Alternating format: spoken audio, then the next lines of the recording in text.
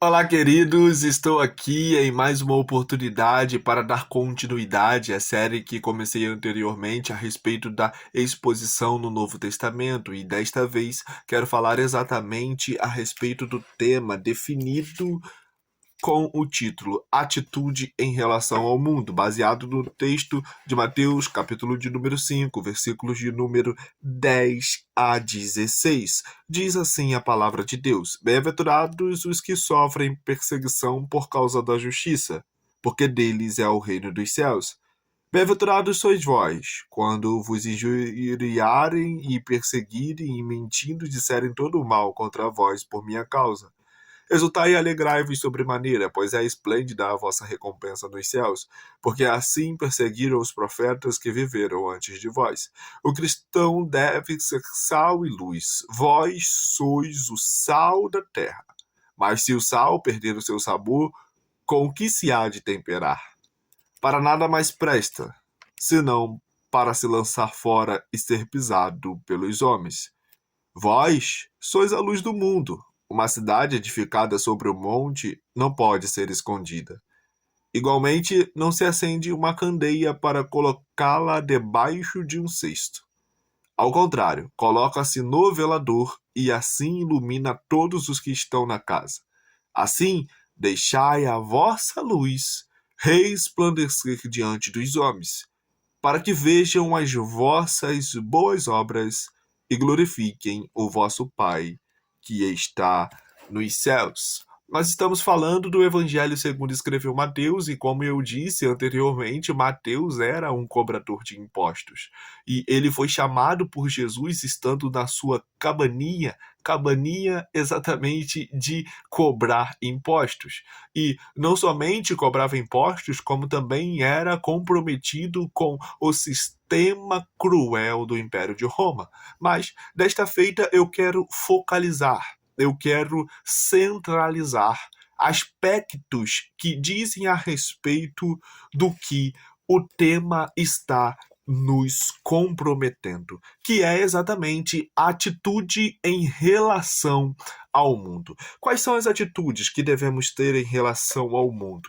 Jesus disse no versículo 10: Bem-aventurados os que sofrem perseguição por causa da justiça, porque deles é o reino de Deus. Ou seja, quem sofre perseguição, na verdade, está vivendo uma alegria. Em vez de viver uma tristeza, está vivendo uma felicidade que é sobrenatural, uma felicidade que é além das circunstâncias, porque Jesus já nos anteciparia e já prediria a respeito do que iríamos passar, do que iríamos enfrentar, do que iríamos sermos desafiados a estar cotidianamente no mundo vindouro batalhando contra. E nós batalharemos contra perseguição, nós batalharemos contra pessoas que nos injuriarem,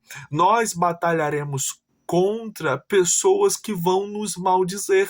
Jesus não está nos prometendo uma vida de luxo. Jesus não está nos prometendo uma vida de flores. Jesus não está nos prometendo coisas extraordinárias. Não, o objetivo de Jesus aqui neste texto é mostrar qual é a realidade do mundo cristão. E hoje, obviamente, nós vemos muitas realidades e exposições e até mesmo palavras que tomam lugares que não eram para tomar e têm oportunidades que não eram para ter e alcançam pessoas que não eram para alcançar e influenciam pessoas que não eram para influenciar. Palavras essas motivacionais, palavras essas de um evangelho falso, em que você vai conquistar tudo, em que você vai ganhar tudo, que sua vida vai ser exatamente uma vida completamente abençoada em todos os sentidos e nunca vai ter derrota, vai ser só vitória, só vitória, só vitória e só vitória. É mentira, é mentira. Há batalhas, há pessoas que vão te perseguir sim, há pessoas que vão te injuriar, em versículo 11, há pessoas que vão mentir ao seu respeito, mas não fique preocupado, não fique atemorizado, exatamente porque a tua felicidade e o teu contentamento é justamente por saber que você está em paz com Deus, que eu estou em paz com Deus, que nós estamos em paz com Deus. Versículo 12: exultai e alegrai-vos sobremaneira, pois é esplêndida a vossa recompensa nos céus, porque assim perseguiram os profetas que viveram antes de vós. Vou até tomar uma água. Presta bem atenção. O passado dos profetas foi um passado de perseguição. E os discípulos estão passando por perseguições. E depois, posteriormente, os pais da igreja iriam passar por perseguições. E depois dos pais da igreja, os reformadores iriam passar por perseguições. E depois dos reformadores, os pós-reformadores iam passar por perseguições. E depois dos pós-reformadores, os avivalistas iam passar por perseguições. Os puritanos iam passar por perseguições. Daniel Berg ia passar por perseguição. Gunnar Vingre ia passar por perseguição. O próprio Jonathan Edwards ia passar por perseguição. William Seymour ia passar por perseguição. Billy Graham diversas vezes tentaram o matar. George Lee Mahmood tentaram o matar. John Wesley já tentaram o matar. Todas as pessoas que justamente fizeram diferença, como por exemplo, o Davi Miranda, tentaram o matar. Silas Malafaia, por diversas vezes, tentam o prejudicar. Todas as pessoas que servem a Deus e causam mudança no reino de Deus são perseguidas. E o que Jesus está dizendo é motivo de alegria, porque se você está sendo perseguido é porque você está fazendo a minha vontade. Se você está fazendo a minha vontade, você está bem comigo. Se você está consciente diante de mim, é o que eu desejo que você viva. E isso é motivo de felicidade. Versículo 13: vós sois o sal da terra, mas se o sal perdeu o seu sabor, com o que se há de temperar? Para nada mais presta, senão para se lançar fora e ser pisado pelos homens. Tem que haver uma diferença. Tem que haver, obviamente, uma controvérsia, um contraste de um cristão para um mundano, porque se não tiver diferença, não tem por que ser cristão. Versículo 14: vós sois a luz do mundo, uma cidade edificada sobre um monte não pode ser escondida. Igualmente não se acende uma candeia para colocá-la debaixo de um cesto. Ao contrário, coloque-se no velador e assim ilumina todos os que estão na casa. Assim deixai a vossa luz resplandecer diante dos homens, para que vejam as vossas boas obras e glorifiquem o vosso Pai que está nos céus.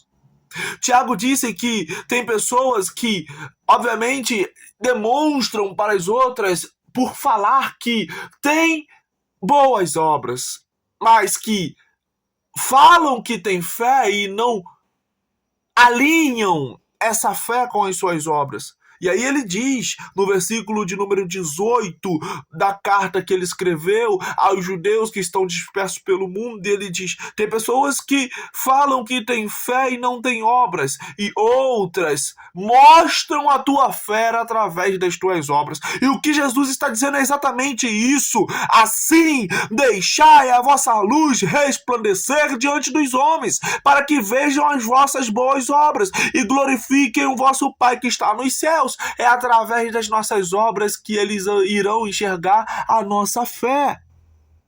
É através do que fazemos no dia a dia, de como falamos, de como lidamos com as situações, que nós iremos vencer, que nós iremos influenciar. Há um dito popular que é muito interessante e igualmente é muito influenciador, que diz, as palavras convencem, mas o exemplo arrasta.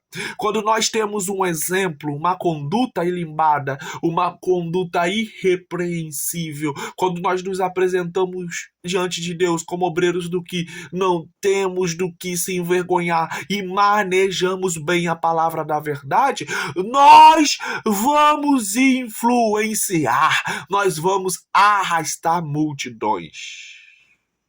Que Deus abençoe a sua vida. Que Deus abençoe a sua casa. Que Deus abençoe a sua família. Espero você aqui para o próximo tema, que é exatamente o caminho para a justiça verdadeira, baseado no Evangelho segundo escreveu Mateus, capítulo de número 5, dos versículos de número 17 a 20.